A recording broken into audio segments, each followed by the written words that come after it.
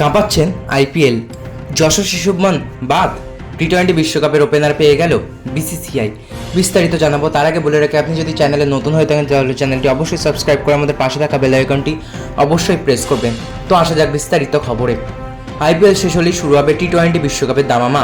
BCCI জানিয়ে দিয়েছে আসন্ন টুর্নামেন্টে অধিনায়কত্ব দেবেন রোহিত শর্মাই। যদিও স্কোয়াডের বাকি নাম নিয়ে এখনও কোনো ঘোষণা করেনি বিসিসিআই অর্থাৎ board of control for cricket in India.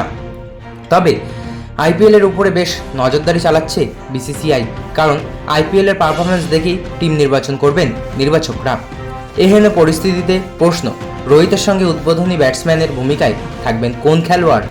জল্পনা শুরু হতেই উঠে এসেছিল জয়সওয়াল এবং শুভমান গিলের নাম। চলতি মরশুমে দুই তারকাই দারুণ ফর্মে রয়েছেন, তবে এখন শোনা যাচ্ছে যশস্বী বা শুভমান নন। রোহিত শর্মার সাথে ওপেনিং করতে পারেন অপর এক তারকা ব্যাটসম্যান। গত 6 ম্যাচে তার দুর্দান্ত ব্যাটিংয়ে কার্যত মুগ্ধ নির্বাচকরাও। তিনি আর কেউ নন, তিনি হলেন ঈশান কিষান।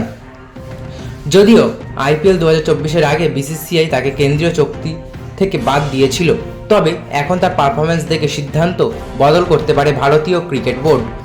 চুক্তি বদলানোর পাশাপাশি তাকে দলকেও অন্তর্ভুক্ত করা হতে পারে। ওদিকে যশস্বী বা শুভমান দুজনেরই ব্যাটিংয়ের হাল খুব একটা ভালো নয়। এমত অবস্থায় ঈশান কিষানের সম্ভাবনা যে প্রবল সে কথা বলাই বাহুল্য। এর আগে শোনা যাচ্ছিল আসন্ন বিশ্বকাপে রোহিতের সাথে ওপেনিং করতে পারেন জয়সওয়াল বা গিল। তবে আইপিএল 2024-এ এখনও পর্যন্ত যে কয়টা ম্যাচ হয়েছে তাতে খুব একটা প্রভাব দেখাতে পারেননি এই দুই তারকা ব্যাটার। একদিকে 6 ম্যাচের শেষে শুভমান গিলের দখলে রয়েছে 255 রান, যেখানে জয়সওয়াল 6 ম্যাচে রান করেছেন 102। এহেন পরিস্থিতিতে বাদ পড়তে পারেন এই দুই তারকাই।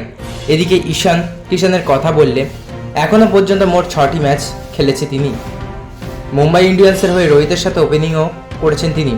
6 ম্যাচে মোট 184 রান করেছেন তিনি, যেখানে তার স্ট্রাইক রেট 178.64, যার মধ্যে আরসিবি এর বিরুদ্ধে একটি দুর্দান্ত হাফ সেঞ্চুরি রয়েছে তার। তো বন্ধুরা, এই ছিল আজকের ভিডিও। আশা করি ভালো হয়েছে। ভালো হলে অবশ্যই একটি লাইক করবেন এবং আপনার কি মতামত কমেন্ট বক্সে অবশ্যই জানিয়ে যাবেন। ধন্যবাদ।